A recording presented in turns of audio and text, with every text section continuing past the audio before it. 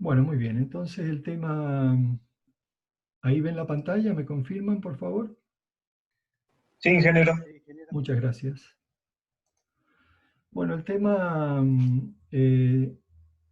como está en el programa de la materia, entonces tiene el título de diseño de torsión y forma parte de la unidad temática número 6.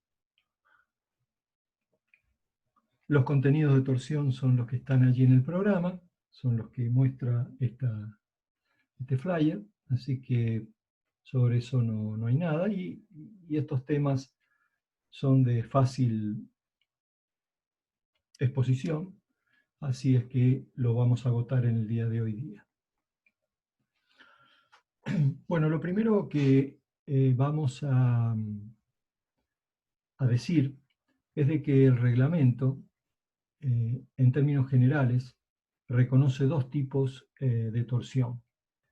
La que originalmente el reglamento llama como torsión primaria, la ven aquí, y la torsión secundaria.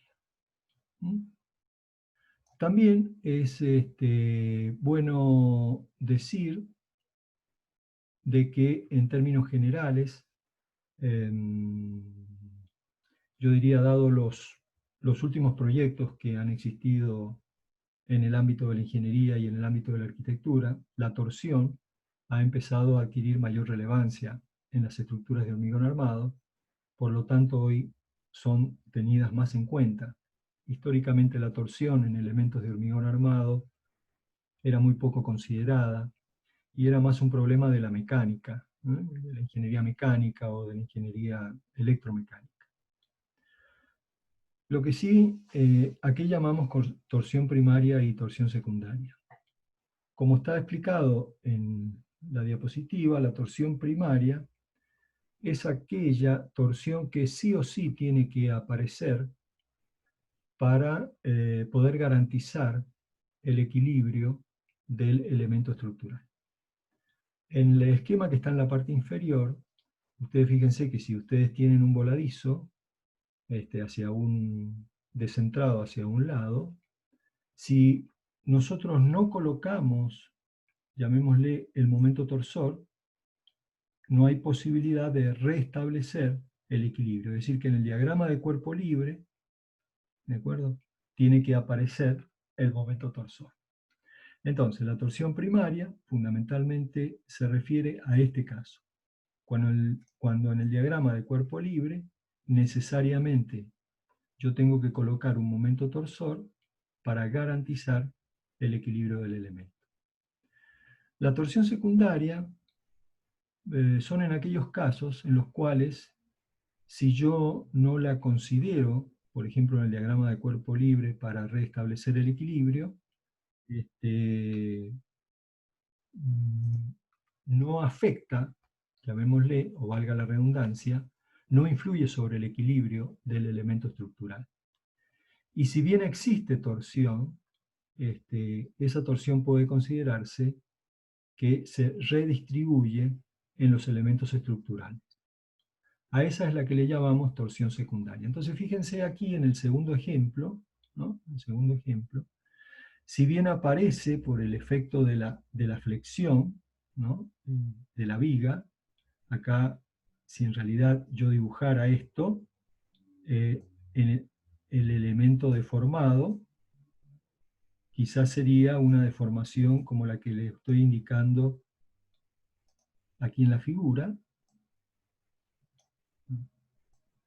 Ahí está, deformada por flexión. ¿Está bien? Fíjense que arrastra a la viga en el proceso de deformación y evidentemente aparece un momento torsor, ¿sí? Pero que este momento torsor no es necesario para el equilibrio de lo que es precisamente la losa propiamente dicha o la viga. A eso es lo que se le llama torsión secundaria. La torsión, esta secundaria, puede ser o no importante en este caso. Por ejemplo, si la viga tiene mucha rigidez en relación con la losa, perdón, el momento torsor puede ser grande. ¿Por qué? Porque la losa se empotra en la viga. En cambio, si la viga tiene muy pequeña rigidez en relación con la losa, ocurre lo que les acabo de mostrar aquí en la figura, como que la losa está casi simplemente apoyada y permite una rotación, como si en mi modelo existiera un vínculo de segunda especie que le permitiría rotar. Entonces, a eso es el que llamamos torsión secundaria, y esta torsión secundaria no necesariamente nosotros la tenemos que tener en cuenta. De hecho, no la vamos a tener en cuenta en elementos de hormigón armado cuando esta torsión no sea necesaria para restablecer el equilibrio del elemento estructural. ¿Mm? Así que, nada, el reglamento, cuando lo leamos, van a aparecer el caso de torsión primaria y el caso de torsión secundaria. Estas torsiones se refieren prácticamente a estos dos temas. ¿Quedó claro eso más o menos como lo acabo de explicar? ¿Mm? Es obvio, la torsión primaria, el momento torsor tiene que aparecer sí o sí para restablecer el equilibrio. ¿Mm? Es decir, si no pongo un momento torsor, no puedo restablecer el equilibrio del elemento estructural. ¿Mm? Y la torsión secundaria no necesariamente tiene que aparecer ese momento torsor. Si hay alguna duda, me aprenden su audio y me avisan, por favor. Bueno, ¿cuál es el efecto que produce el momento torsor? Está en una figura más agrandada en la diapositiva siguiente. Bueno, se sabe que, ustedes saben de resistencia de materiales, que la variación del diagrama de tensiones en elementos rectangulares tiene una variación que es máxima fundamentalmente en las zonas extremas de la sección y mayor sobre el lado de menor ancho, en este caso sobre el lado X. Si bien se puede demostrar de que las variaciones de las tensiones tienen una forma parabólica, bueno, en términos generales, en las zonas extremas coincide esa parábola con el valor máximo considerado en forma lineal. Por lo tanto, nosotros vamos a considerar una variación lineal de las tensiones. Esta variación de tensiones entonces produce en caras opuestas también tensiones principales en planos inclinados debido a la composición de tensiones normales y tensiones tangenciales, con la única diferencia de que si yo miro el diagrama de tensiones, veo que, por ejemplo, en la cara izquierda, por decir, asignar un signo, es negativo, mientras que en la cara de la derecha es positivo. ¿Ok? Eso responde entonces a la dirección que tiene el momento torsor en la sección. Esto es importante entonces saber de que, si bien producen tensiones tangenciales, estas tensiones tangenciales tienen signos distintos en caras opuestas. Y por lo tanto, las tensiones principales en caras opuestas, si bien son iguales, observen, los sentidos son distintos. Tienen sentidos contrarios. ¿Okay? Es decir, esa es la única diferencia. Pero producen los mismos efectos que un esfuerzo de corte. Tensiones tangenciales combinadas con las tensiones normales debidas a flexión producen estas tensiones principales en planos principales. Bueno, como en todos los casos, cuando una sección cualquiera está sujeta a un estado de fisuración, a un momento torsor,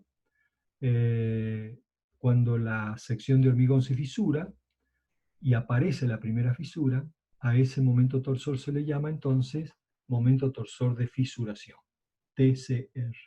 Así está llamado en el reglamento.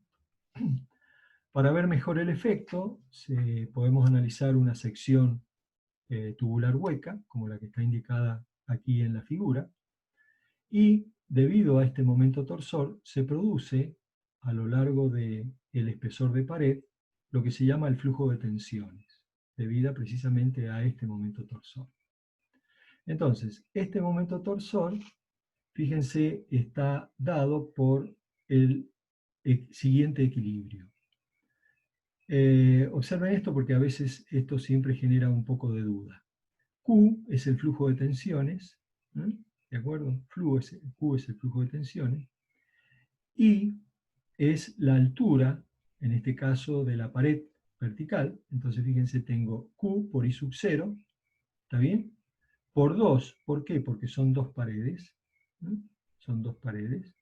Entonces, repito, el flujo de tensiones es dos veces, porque son dos paredes, Q, flujo de tensiones, por I sub 0. Y X0 sobre 2 es la distancia que hay desde el baricentro de la sección al extremo. Entonces de ahí surge este primer término del valor de t. Ahora, como también está el flujo que viaja por las paredes horizontales, aparece el segundo término. En consecuencia, aquí entonces simplificando, 2 con 2, etcétera, etcétera, me queda que el momento torsor es igual a 2Q x0 y 0, y x0 y 0 puedo considerarlo como el área A sub 0 encerrada por el flujo de tensión. De tal manera que el flujo de tensión Q lo puedo expresar como el momento torsor dividido dos veces el área. Ahora, para llegar al momento torsor de fisuración, el reglamento define lo que se llama un esfuerzo de corte por unidad, llamémosle por un espesor de pared, que en este caso el espesor de pared podría ser T, es decir, este valor podría ser T. Entonces, tengo Q sobre T, reemplazo sus valores. Por otro lado, aquí hice una pequeña corrección, acá había un signo por y en realidad es un signo menos, ya está corregido en esta diapo, así que los que tengan la diapo vieja, aquí aparece un por, pónganle igual. Podemos considerar de que el tau de fisuración es un tercio de la raíz de F'C. Por lo tanto, reemplazándolo en la parte superior, aparece una primera expresión del momento torsor de primera fisura. Ahora, es habitual representar el momento torsor en función del área de la sección encerrada por el flujo de tensiones y también del perímetro. Entonces, en términos generales, acá evidentemente se hace una aproximación, yo diría bastante general, no grosera, pero sí bastante general. Los espesores T varían generalmente entre 1/6 a 1/4 del ancho mínimo. Para una relación ancho-alto igual a 0,5, es decir, si el ancho tiene 30 centímetros, la altura tiene 60, más o menos, ¿no? Aunque ya vamos a ver de que las secciones rectangulares son menos eficientes para tomar torsión que las secciones cuadradas, pero esto es un poco para simplificar el reglamento, la expresión que acabamos de deducir. Entonces, reemplazando estos valores en A sub 0, uno puede poner de que el valor A sub 0 es aproximadamente 2/3, o el valor del área ACP, donde el valor de ACP es la sección transversal completa de la sección. Entonces, bueno, el T lo puedo expresar con esta expresión, que está aquí, por supuesto haciendo estas aproximaciones, ¿no? Entonces, reemplazando T aquí, queda la famosa expresión de este momento de primera fisura que define el reglamento. Entonces, fíjense, el momento torsor de primera fisura es 1/3 de la raíz de F'C por el área de la sección completa al cuadrado dividido el perímetro. Y esta es la expresión que toma el reglamento, que evidentemente tiene esta deducción. En las páginas siguientes, yo les he puesto con mayor detalle cómo llegan a esa deducción. ¿Okay? Lo he hecho siguiendo paso a paso para que ustedes no se pierdan ninguna de las ecuaciones hasta llegar efectivamente al valor del momento torsor de primera fisura. Ahora, en realidad este momento torsor a nosotros nos interesa, es relativo, porque aquí recién la sección comienza a fisurarse, y a partir de allí se va a crear el famoso mecanismo de torsión que me va a permitir evidenciar qué tipo de armadura yo tengo que colocar. Es decir, una vez que yo supere el momento de fisuración, recién allí van a empezar a trabajar las armaduras asociadas a torsión. ¿Qué es esta segunda parte? Fíjense, en la parte inferior, ¿no es cierto?, se representa cómo es el estado de fisuración en un elemento sujeto a torsión. Evidentemente, se puede llegar a demostrar entonces que las fisuras tienen una cierta inclinación θ, pero voy a insinuar las de la otra cara tienen un sentido contrario, ¿no? Es decir, mientras en una cara tienen una inclinación, llamémosle, no sé, con ángulo creciente hacia arriba, bueno, en la cara opuesta sigue la trayectoria de la fisura, pero descendiendo, no paralela, ¿m? Precisamente por el signo del momento torsor. Por otro lado, se puede llegar a demostrar de que el comportamiento, si yo grafico el momento torsor versus cuánto rota la sección, la rotación de la sección, el comportamiento es un comportamiento parecido a que es algo equivalente al famoso diagrama momento-curvatura en flexión, ¿no es cierto? Tiene un comportamiento perfectamente lineal hasta conseguir la fisura, el tau de fisuración del hormigón. Después tiene un pequeño plafón de fluencia. Después se produce un endurecimiento, llamémosle un crecimiento del valor torsión, porque acá aparece el endurecimiento del acero en fase por fluencia, hasta producir la rotura. Algunos autores consideran que la ley constitutiva del momento torsor, despreciando el endurecimiento del acero, puede ser también un comportamiento elastoplástico y despreciar el endurecimiento del hormigón. Bueno, vamos a llamar entonces, fíjense en esta figura, los valores de altura total e I sub 0, ancho total e X0. El área encerrada por el estribo, entonces, que es el área que yo tengo que conservar relativamente sana frente al proceso de torsión, le vamos a llamar área bruta, y al perímetro, perímetro bruto, de una sección rectangular, como está definido en la parte inferior de la diapositiva. Entonces, fíjense cuál es el mecanismo. Acá de nuevo se vuelve a repetir entonces este concepto. Entonces, prestemos atención un poquito al de la parte inferior, que está aquí. Entonces, se ha seguido la trayectoria de la fisura, se ha seguido esta trayectoria de la fisura.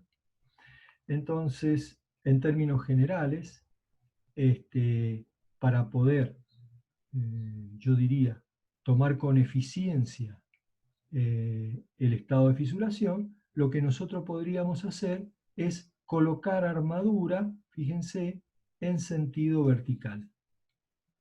Ahí está, en sentido vertical. Esta armadura en sentido vertical va a ir, hablando en el lenguaje de Doña María, cosiendo la fisura. Por lo tanto, aquí el estribo vuelve a cumplir una función fundamental como era en corte. Es decir, en corte el estribo toma esfuerzos tangenciales debido a corte. Pero además ahora va a tomar esfuerzos tangenciales debido a torsión, en el supuesto caso que esté sujeto a torsión. Entonces, el mecanismo, yo diría, de cómo absorbemos el momento torsor, sujeto al momento torsor, puedo considerarlo a través de un flujo de tensiones que viaja, ya sabemos, los valores máximos, muy próximos al perímetro o al borde de la pieza. En este caso, Entonces, el momento torsor puede ser descompuesto en valores de flujo de tensión B1, B2, B3 y B4. ¿Mm? ¿De acuerdo? ¿Quedó claro eso? Eso es importante, saber cuál es el mecanismo. ¿Mm? Entonces, Perfecto. veamos ahora cuánto aporta B4, solamente por ahora. ¿Cuánto aporta B4 al momento torsor? Bueno, a ese le vamos a llamar T sub 4, entonces será B4 por la distancia que hay desde B4 hasta el baricentro de la sección. Es decir, este sería el valor de X0 de acuerdo a lo que inclusive hemos llamado o hemos designado en la diapo anterior.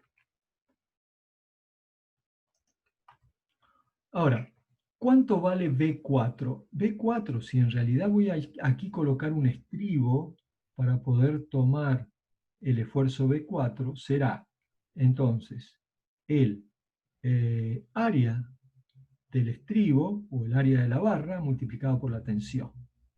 Y N, bueno, N será el número de estribos que intersecte a la fisura debido a torsión.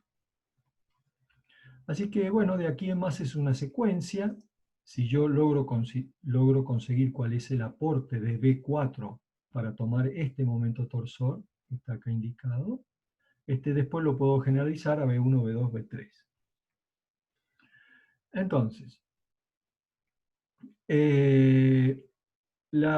así como vimos en corte, la proyección horizontal de la grieta es igual a I sub 0 por cotangente de θ. Entonces el valor de n lo podemos poner como I sub 0 por cotangente de θ debido a la separación. Entonces el valor de B4 toma esta forma. Y lo reemplazo en el valor de T4. Por lo tanto, ahora sí puedo decir de que si ya tengo T4, me bastará con sumar las otras aportes. Es decir, B4, B2, tendré que multiplicarlo por 2, entra la distancia X, pero en B1 y en B3 tendré que multiplicarlo también por 4, pero guarda que entra la distancia I sub 0. Entra la distancia I sub 0. Eso es lo que está representado en esta ecuación, donde dice que es la sumatoria, ¿no? Es la sumatoria de los TI. Entonces acá hemos sumado 4 veces T4, ¿sí? Hemos sumado 4 veces T4, donde evidentemente, bueno, acá en este valor, este no va, recién aparece aquí ese valor, ¿no? Un error de tipeo, pero bueno, no importa. Ese es el concepto. En esta ecuación, X0 y 0 es el área, así que lo reemplazamos por el área. Y me queda más o menos ya individualizada, después lo vamos a modificar un poquito. Fíjense, esta ecuación es el momento torsor nominal. Después va a haber, el reglamento hace un pequeño cambio acá, pero no importa. Pero en términos generales, fíjense que hace ya una expresión del momento torsor nominal. Para que no nos perdamos, fíjense, A sub 0 es el área bruta, A es el área del estribo, la tensión del estribo, y esa es la separación.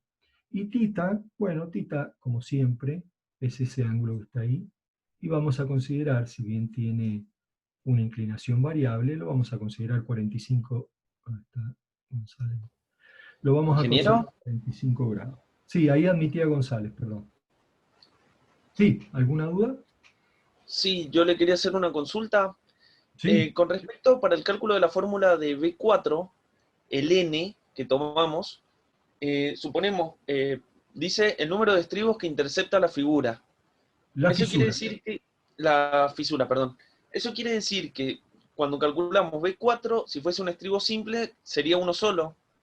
Pero Exactamente. cuando calculamos B2, ¿no estaríamos considerando el mismo estribo o N ahí va a pasar a valer 2? No, precisamente esa es la diferencia que tiene en corte, ¿no? En el estribo trabaja en torsión trabaja solamente una sola rama, no trabajan las dos ramas. volviendo entonces al esquema si yo esta sección rectangular la tengo sujeta a un momento torsor, ¿ok? Esta rama trabaja en esa dirección y esta rama trabaja en esa dirección. O sea que el momento torsor trabaja una rama, a diferencia del esfuerzo de corte, que trabajan las dos ramas. En el caso de esfuerzo de corte, donde ustedes tienen, digamos, el esfuerzo B, bueno, en este caso no queda otra que está trabajando las dos ramas del estribo. Pero en caso de torsión trabaja una sola rama. Bien, ahora Después sí. ese n Perfecto, gracias. desaparece porque al final de cuentas lo ponemos en función de S, ¿no? Que es la separación. ¿Mm? Pero aquí la pregunta es, acá no importa el número de ramas en torsión, está bien hecha la pregunta. Por ejemplo, si el estribo estuviera formado por un hierro del 8, y el estribo tiene dos ramas, ¿ok? No tendría que poner 2 por 0,5. Tendría que poner 0,5 nada más, porque el A sub T es el área del estribo. No sé si quedó claro. Sí, sí, perfecto. Gracias, profe. Bueno, repito entonces aquí, fíjense que ya tenemos una ecuación. Por lo tanto, ya podemos decir de que nosotros el momento torsor tiene que ser tomado por el estribo. Entonces, ya la armadura asociada a un momento torsor es el estribo, como lo era en corte. Entonces, repito este concepto, que lo vamos a ver enseguida. Si yo tengo una sección sujeta a corte y a torsión, voy a tener que sumar los esfuerzos tangenciales y seguramente que voy a requerir mayor área de estribos que si tuviera solo corte, si además tengo torsión. Esa sería. Y finalmente, ¿cuál es la otra armadura que a nosotros nos va a ser útil para torsión? Miren, por las bielas comprimidas, esas bielas que, digamos, tanto cuidamos para que no se nos colapse por aplastamiento del hormigón, viaja la resultante de compresión. Esta resultante de compresión tiene una componente que es horizontal. En este caso se ha expresado solamente para la N4. ¿Eh? Tiene una componente horizontal. Aquí está la componente horizontal, ¿eh? Que es igual a B4 por cotangente de tita. ¿Eh? Precisamente, bueno, por los ángulos que van formando las grietas, la fisura. Entonces, como el B4 ya lo tengo, lo reemplazo, hago la extensión de sumatoria y determino el valor de la extensión de la sumatoria extendida a los 4 flujos de tensiones, ¿no? Y tengo un valor de delta N total, que ha sido llamado aquí. Si este lo trabajamos un poquito, este delta N tiene que ser tomado por armadura longitudinal. Porque fíjense el sentido que tiene. La armadura en una viga tiene, por ejemplo, yo coloco armadura en zona superior y coloco armadura en zona inferior. Pero también puedo colocar armadura a mitad de altura o donde sea. O sea que las armaduras longitudinales toman la componente horizontal, llamémosle, de la biela comprimida. Avancemos un poquito y ya después hacemos un... Entonces, ese delta N que aparece aquí en la diapo en la parte inferior, lo reemplazo por el área de la armadura longitudinal multiplicado por su tensión, porque el delta N no es otra cosa que una fuerza. Multiplico por el área por la tensión y ahí tengo el valor. Bueno, trabajo un poquito con esta expresión y conclusión, acá tengo cuál es el requerimiento de armadura longitudinal. Y ahí basta. Entonces, conclusión. Si yo tengo una sección rectangular, por ejemplo, en realidad en secciones de hormigón armado trabajamos de esta manera. Yo voy a tener dos elementos, por supuesto sujeta a un momento torsor. Mis armaduras, para tomar este momento torsor, van a ser dos. La primera va a ser el estribo. ¿Ok? Este lo van a determinar ¿con cuál ecuación? Con la ecuación 3. ¿Por qué? Porque ustedes el momento torsor nominal lo tienen. ¿Ok? Por lo tanto, lo que ustedes tienen que determinar es el A sub t. Fíjense qué simple que es. ¿Mm? Entonces, este valor es el A sub t. Y finalmente, voy a cambiar acá el color para que quede más explícito. La armadura longitudinal también va a tomar momento torsor. Bueno, perdón la perspectiva, pero sería ahí. Esta armadura longitudinal, cualquiera fuera, ahí, porque yo puedo poner armadura a mitad de altura. De hecho, ya vamos a ver que una de las condiciones es de que esta armadura longitudinal esté uniformemente distribuida en el perímetro de la sección.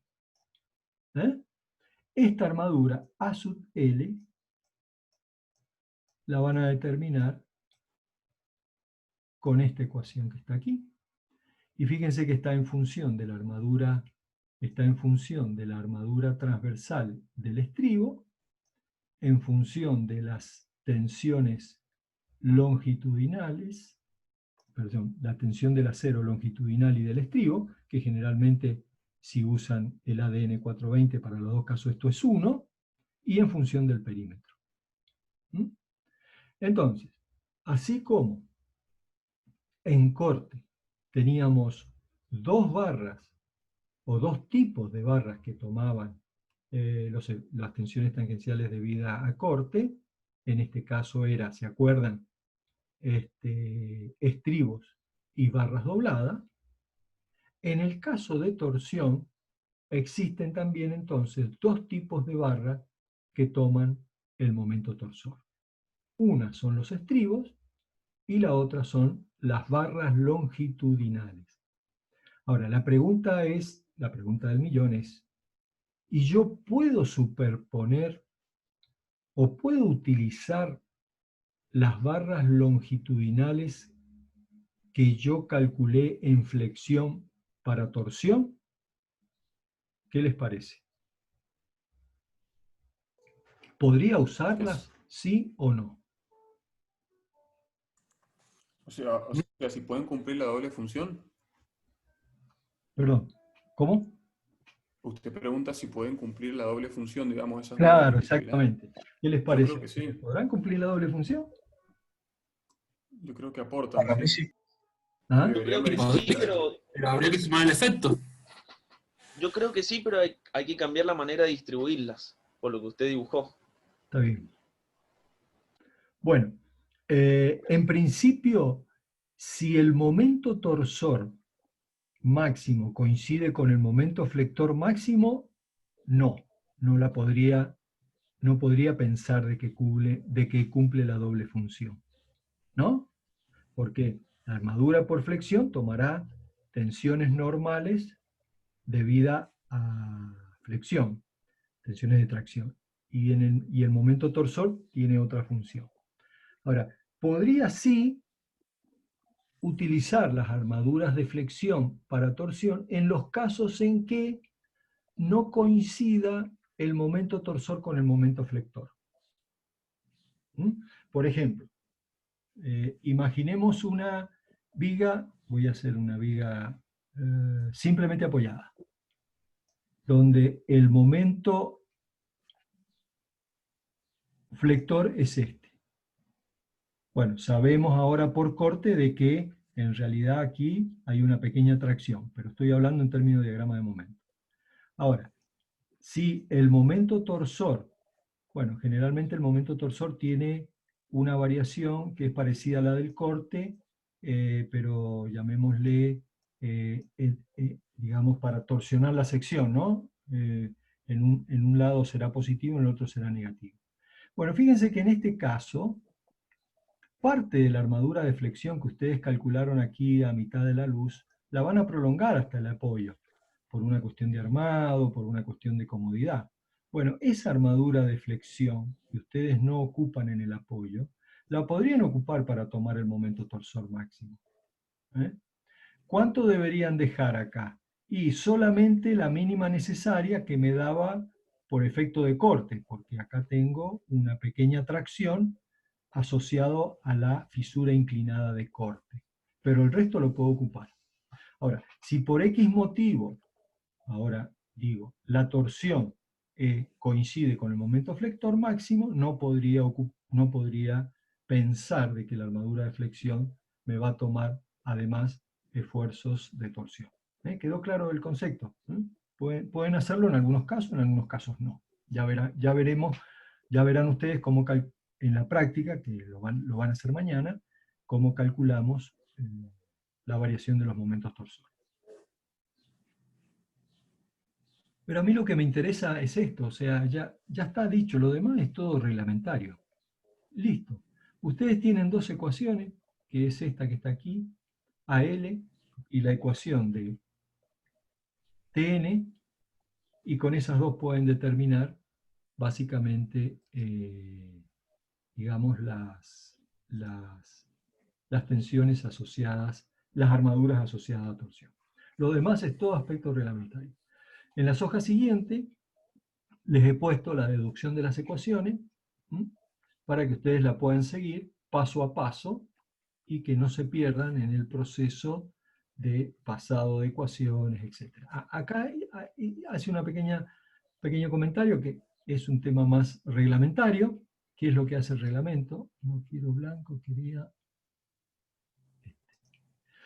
El reglamento ha demostrado esta situación de que el área encerrada por el flujo de tensión no es el área total, es aproximadamente el 85% del área bruta.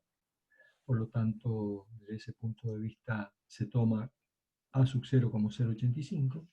Entonces, el parámetro T, que se lo puede definir como área sobre perímetro, hay que tomar, se lo define de esta manera. De ya vamos a ver después algunas aplicaciones prácticas relacionadas con este tema. Bueno, aquí tienen las ecuaciones. Ok. ¿Qué pasa cuando tienen esfuerzos de corte más torsión? Que ahí ustedes me lo planteaban. Bueno, sabemos que las tensiones tangenciales debidas a corte las calculo con esta expresión, y las tensiones, el flujo de tensiones debido a torsión las calculo con esta expresión. Una situación conservadora diría, bueno, tengo que sumar las tensiones, las de corte más las de torsión. Entonces las sumo, ¿no? Sin embargo, estos valores dan valores muy conservadores que la suma, yo diría, neta de corte más torsión, dan valores conservadores en realidad con lo demostrado por ensayos experimentales. Así es que el reglamento toma como valor de tensión resultante, en vez de la suma neta, toma un concepto, yo diría, de la probabilidad estadística, que es de combinación lineal, que es la suma, la raíz cuadrada de la suma de los cuadrados. La raíz cuadrada de la suma de los cuadrados. Es decir, que no toma explícitamente la ecuación 4, sino que toma la suma del cuadrado y le saca la raíz. Entonces la expresión 5 es la expresión que me da la superposición de corte más torsión. De corte más torsión. Y acá viene nuevamente a reforzar lo que explicaba en función de la pregunta que me hizo uno de ustedes. Entonces, en el caso de torsión, fíjense el sentido que tienen el flujo de tensiones. En una de las caras va hacia abajo, en la otra cara va hacia arriba.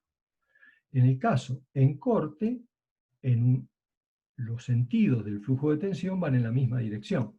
Desde un punto de vista estricto, en una cara debería sumar y en la otra cara debería restar, ¿sí?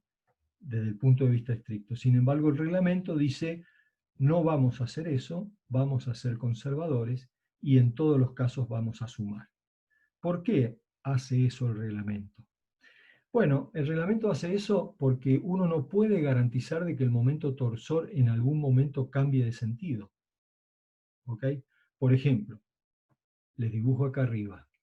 Si ustedes han imaginado un puente en el cual, por ejemplo, el puente esté constituido por, estoy dibujando la sección, ¿no?, del puente.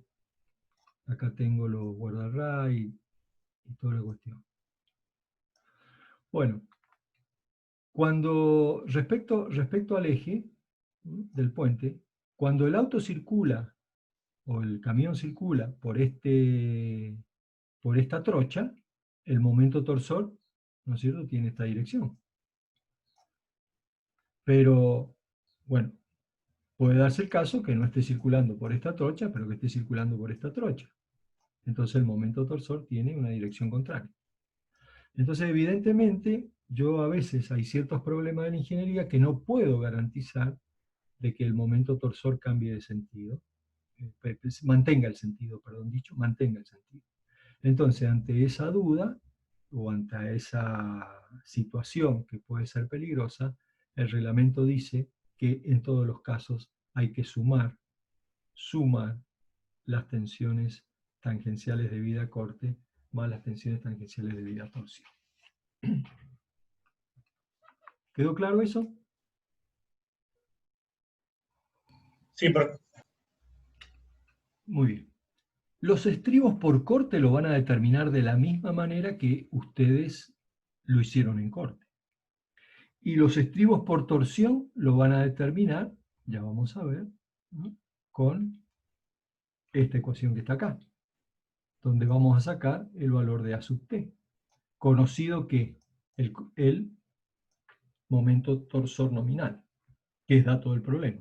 Siempre las solicitaciones, los esfuerzos internos, la demanda son datos de nuestro problema. La ecuación de diseño es la clásica, ahora para torsión, y el valor de phi, como es una falla frágil, la torsión tiene un comportamiento muy parecido al de corte, entonces también utiliza un phi de 0,75, o sea que castiga un poco más la resistencia para efectivamente el daño es sin preaviso. Y acá tienen el valor del esfuerzo normal, el momento torsor nominal, donde, repito, vamos a determinar el área de estribo, conocido el T.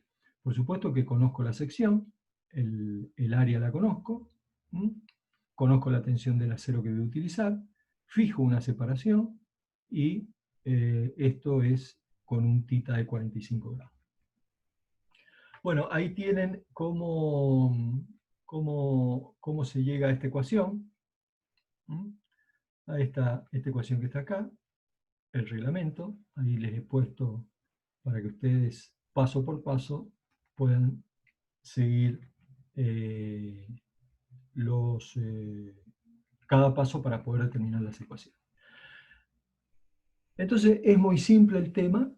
Lo que viene a continuación son todas cuestiones que tenemos que cumplir desde el punto de vista reglamentario, nada más. Es decir, por ejemplo, el reglamento tiene una parte donde dice cómo considerar el área en una sección, ya sea rectangular, maciza, o una sección rectangular hueca. Fíjense la importancia, en la sección rectangular hueca considera también el hueco como área encerrada dentro de el estribo. Considera también. Atento a que el flujo de tensiones siempre está en las zonas máximas. Si para secciones que no sean rectangulares, si las alas no están confinadas, no hay que considerarlas. Para secciones que estén confinadas, sí hay que considerarlas.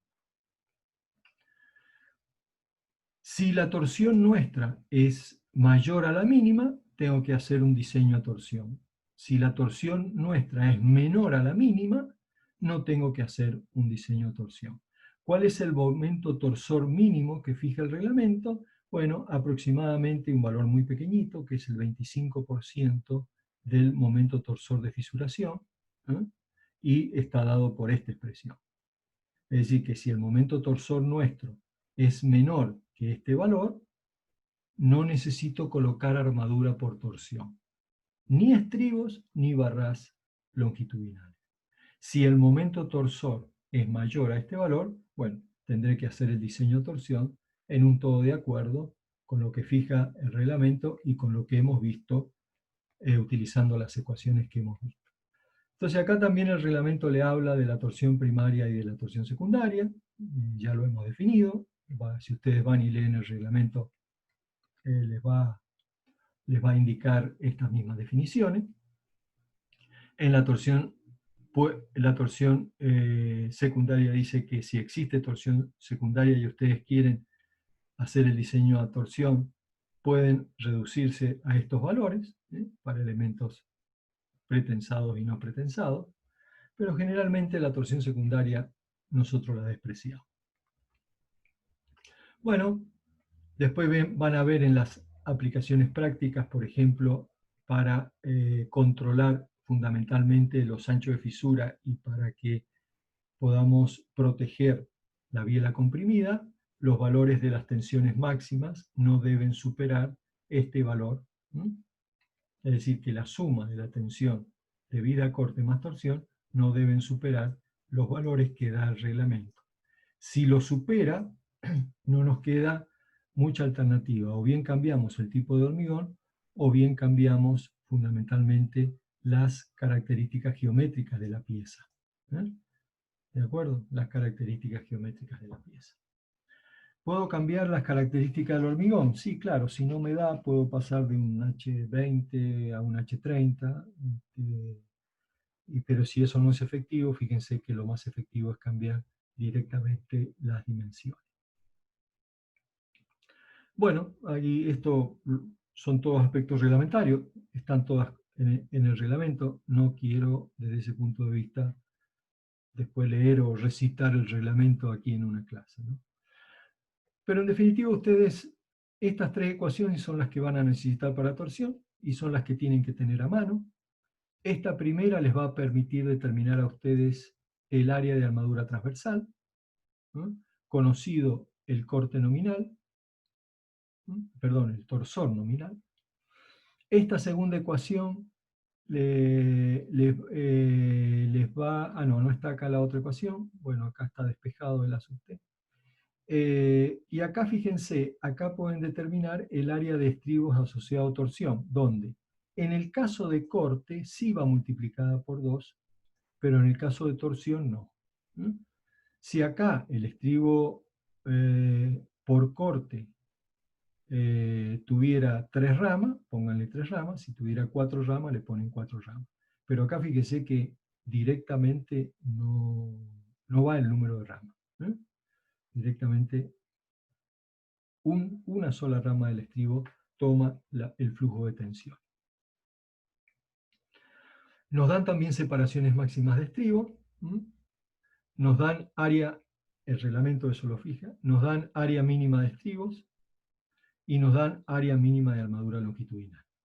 Entonces, el área mínima de estribo, cuando tengo torsión, tiene que ser mayor a este valor, y la armadura longitudinal, cuando tengo torsión, tiene que ser mayor a este valor, debiéndose verificar otras condiciones, en este caso no menor a 10 milímetros, las armaduras longitudinales. Repito, todo esto son aspectos reglamentarios que hay que tener en cuenta.